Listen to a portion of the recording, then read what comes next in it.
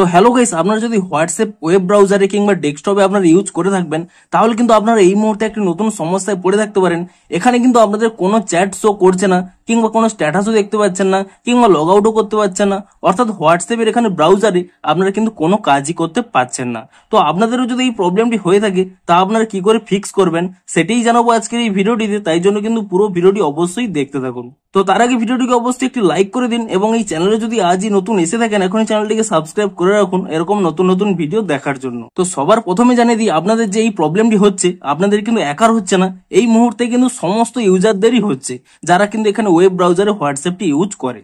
আপনাদের দেখিয়ে দিচ্ছি, দেখুন আপনারা যদি এখান থেকে ব্যাক করে নেন এবং তারপরে দেখুন আমি এখানে ক্রোম ব্রাউজারে গিয়ে আপনারা যদি সার্চ করে নেন ডাউন ডিটেক্টর ওয়েবসাইটটি, তাহলে আপনারা দেখতে পাবেন হোয়াটসঅ্যাপ কিন্তু এখন একটি রেড সিগন্যাল রয়েছে, এবং এর উপরে যদি আপনারা ক্লিক করে নেন, এখানে দেখেন স্পষ্টই লেখা রয়েছে ওয়েবসাইটের কিন্তু প্রবলেম বেশি রয়েছে। এবং নিচের দিকে দেখুন স্ক্রল করে নিলে এখানে দেখুন প্রচুর কিন্তু এই মুহূর্তে কিন্তু রিপোর্ট জমা পড়ছে।